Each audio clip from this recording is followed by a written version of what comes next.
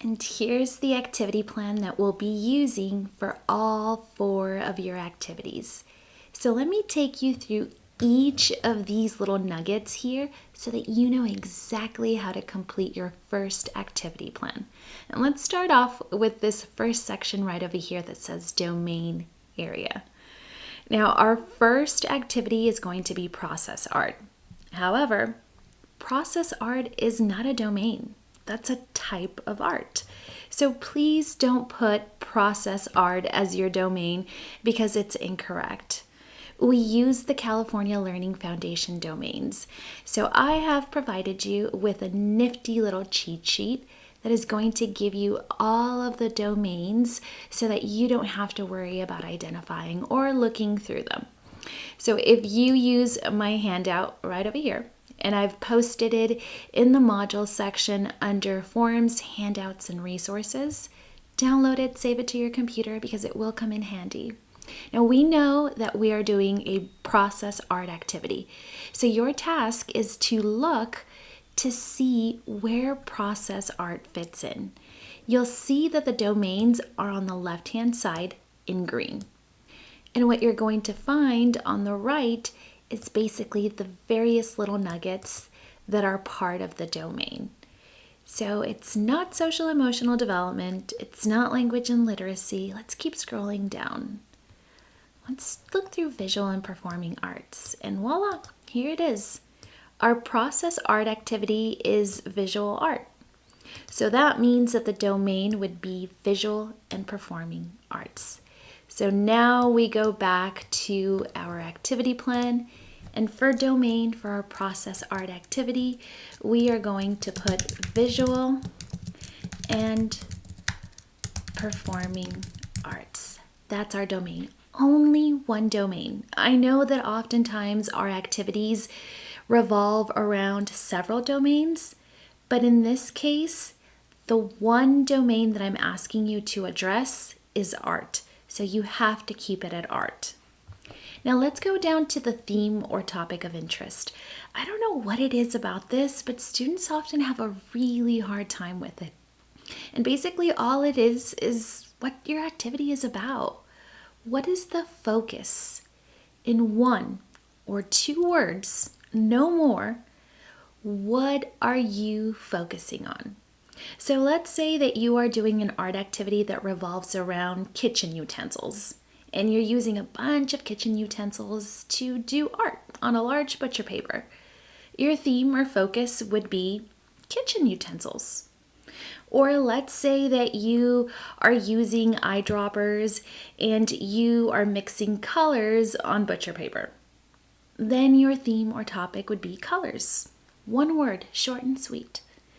Or let's say that you are doing a marble art activity and you're taking a bunch of marbles, you are putting them in a box, putting paint in them, and then having the children move the box around to create this beautiful art piece.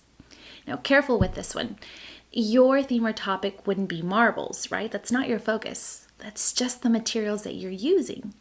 Your focus is actually on movement or motion. So in this case, you would put just that, movement or motion. 1 or 2 words about basically what your focus for this activity is. Now let's move on to the activity. Your activity is going to entail 2 components. Number 1, a creative or a catchy name for your activity. Think of something that is going to grab your audience's attention and make them want to say, ooh, that sounds interesting. I want to do this activity. Something along the lines of ooey gooey art, or ready, set, go in motion. Something catchy and creative. Avoid generic or bland titles like color mixing, marble art, nature art. That is too bland. You are an exceptional early childhood educator who thinks outside the box.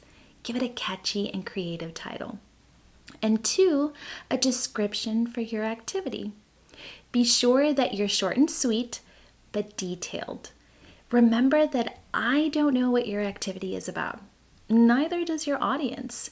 So it's up to you to paint me a picture, but with words, about what your activity is about.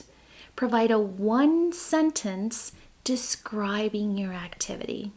Don't simply say, this is a process art activity. Give us more. You want to say, children will be using kitchen utensils to paint on butcher paper. See how that's short and sweet, but also detailed?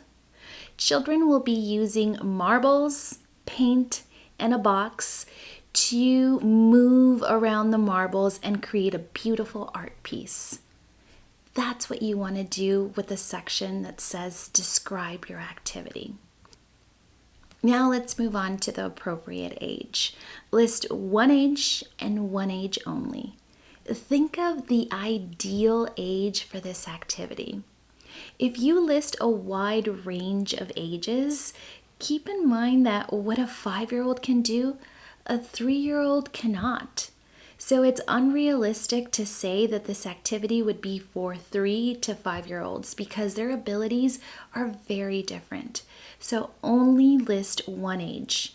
Either put here 3 years old or 5 or 4 or whatever it is that you want to target as far as age. Now let's move on to the materials. All I'm going to say for this section is to please be specific. Remember, I have never done your activity. Neither has your audience. So you have to be very detailed in describing exactly what we need to be able to replicate this activity. This means being very specific about the paper we're using. There are many types of paper: butcher paper, construction paper, tissue paper, watercolor paper. There's so much. So say copy paper, cardstock, so that you are very detailed. If you're using specific colors, say what colors: red, blue, and yellow tempera paint. There's all sorts of paints. If you are using cups or bowls, or let's say even paper, specify how many: 10 sheets of paper, or 5 different types of crayons, or 1 cup of water, 1 gallon of water. Be as specific as you can and list each of your materials. Now let's go on to engagement. The engagement is a very important part of your presentation. It's basically what is going to catch your audience's attention. Think of it as the hook that you're going to use to open up your activity. It's short and sweet, and it typically involves some sort of active component. It could be a book that you're reading. Just be sure that it's a short book. If you're spending 5 to 10 minutes on reading a book, it's far too long. You're going to lose your audience's attention, especially if you're doing this virtually. So choose a book that's short and sweet. It could be a song that relates to your activity. It could be a chant. It could be a discussion with props. Think of something that is going to basically introduce your topic and get the children or families excited about what's to come next. That's what your engagement is. All of your activities have to include an engagement. And remember, it's very short and sweet, but it usually introduces your activity. Saying, today we're going to do an art activity, is not an engagement. Or saying, hello everyone, today we're going to do an activity with, colors or with paint, is also not an engagement.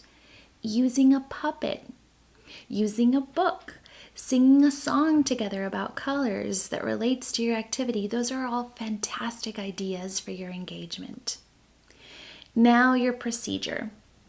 Your procedure is basically the step-by-step instructions for your activity. Please be sure that, again, you're being very detailed and that you're not writing one huge paragraph, but actually breaking down the steps. Step 1, this is what you do. Step 2, this is what you do. And when you're writing your procedure, be sure to address it to an audience. You're not writing this lesson plan for you, believe it or not, or for me. You're actually writing this plan and pretending, hypothetically, that either families or staff, meaning other teachers or colleagues, are going to take this plan, and just in case you're ever absent, they are able to take it and replicate it. So if you write this plan as if you were actually doing it, I am going to take butcher paper and cut it into shapes, then it's going to confuse those who are actually attempting to replicate your lesson. Avoid personal pronouns. I'm going to repeat that one more time. Avoid personal pronouns. No I, we, us, our. Keep it completely off of your plan. Instead, tell them what to do. So for step 1, simply write, take a sheet of paper and fold it across the middle. See how I haven't included any I will take a sheet of paper or you've completely left it out so that anybody can take your lesson and replicate it without having to get confused. And then the most important part of this lesson plan in my eyes are the questions. Remember that our goal in creating learning experiences with children are to spark curiosity, to create experiences that really get children interested in what they are naturally interested in. It is not for us to lead. It is not to have them catch up. It is not to drill academics in them.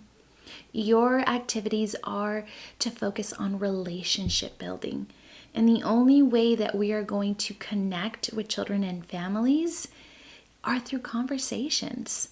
And this is where these questions come in handy, that they allow us to truly tap into what children's interests are. It allows us to get to know them. It allows us to really see where they are as far as their abilities. So these questions here are, in my eyes, the most important part of your plan. If you are not able to talk to children, then you are really going to struggle as an early childhood educator. So when you ask questions, they must be divergent, meaning creative and open-ended. Think of questions that start with what, why, or how. Avoid questions that begin with can or did or lead to a yes or no, or that revolve around liking, best, or favorite. I often hear a lot of questions. What was your favorite part of the activity?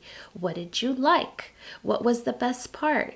And these are not open-ended. You only have one favorite and one best. So this isn't really a question that taps into higher level thinking skills. You want to ask, what happened? Why did you feel that happened? How did it happen? Or what I like to call, wonderings. I wonder how that happened. I wonder. Those are all perfectly great prompts or questions to ask to tap into those higher level thinking skills. 3 questions minimum that are divergent. And then if there are any modifications to your activity, please put these here. Remember that as you're building or planning your activities, you want to make sure that you make them so that all families are able to partake in them. If you have materials that are super fancy, expensive, and not accessible to all families, chances are that most of the children are not going to partake in your activity. Think of everyday items that families have in their homes, like water, soap, dish soap, right? Flour, or things that typically you would find in a home. If, let's say, you're asking for glue, Elmer's glue, and a family may not have Elmer's glue, think of alternatives or modifications that you can add just in case they may not have that. So for instance, if there's no Elmer's glue, perhaps you can use a glue stick or tape or maybe even a stapler so that parents have additional options. And that's what the modification section is for. And there you have it. This is your entire activity plan at a glance. We're definitely going to be spending some more time on this in our upcoming Zoom meeting. Enjoy!